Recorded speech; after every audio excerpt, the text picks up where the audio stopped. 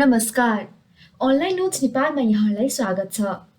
आज हामीहरू इन्स्टाग्राममा ल्यापटपबाट फोटो कसरी अपलोड गर्ने भनेर सिक्दैछौँ। योभन्दा अगाडि चाहिँ हामीहरूले विन्डोज 10मा एप्सहरू कसरी अनइन्स्टल गर्ने भनेर सिकेका थियौँ।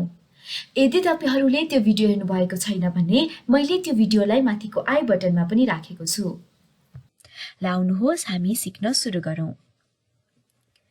सबैभन्दा पहिले हामीहरूले चाहिँ आफ्नो इन्स्टाग्राम अकाउन्टमा लगइन गरेको हुनुपर्छ र यदि तपाईहरूले हाम्रो अनलाइन नोट्स नेपालको पेजलाई फलो गर्नुभएको छैन भने अवश्य फलो गर्नुहोला।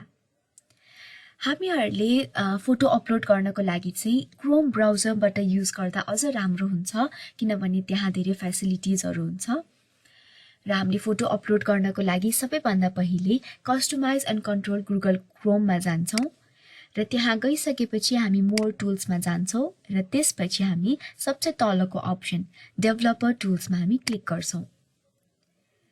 त्यहाँ गइसकेपछि हामीहरूले चाहिँ यहाँ माथिपट्टिको टुगल डिभाइस टुलबारमा हामी क्लिक गर्छौँ।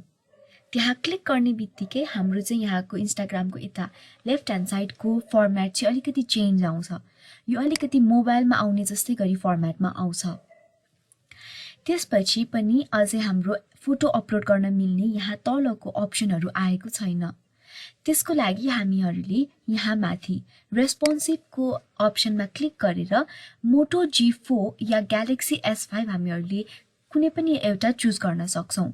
म चाहिँ मोटो G4 युज गर्दैछु र त्यहाँ क्लिक गर्ने, तर अझै पनि हाम्रो यहाँ चाहिँ फोटो अपलोड गर्ने अप्सन आएको छैन र हामीहरू त्यहाँ मोटो G4 चुज गर्ने बित्तिकै हामीहरू यसलाई रिफ्रेश गर्छौँ र रिफ्रेश गर्ने बित्तिकै हामीहरूले देख्न सक्छौँ कि यहाँ अप्सन आइसकेको छ। अब हामीहरूले यहाँ क्लिक गर्छौँ र क्लिक गर्ने बित्तिकै मैले चाहिँ अब नेपालको फोटो अपलोड गर्छु र म त्यहाँ चुज गरेर ओपन गर्छु अनि नेक्स्ट गर्छु र यहाँ नेपाल लेखेर यसलाई शेयर गर्छु।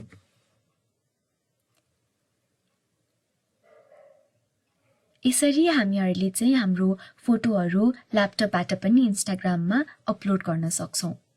आशा छ तपाईहरुलाई यो भिडियो मन पर्यो होला। मन पर्यो भने लाइक, कमेन्ट र शेयर गर्न अवश्य नभुल्नुहोला। साथै हाम्रो Facebook page online notes Nepal र इन्स्टाग्रामको पेज अनलाइन नोट्स नेपाललाई पनि लाइक र फलो अवश्य गर्नुहोला।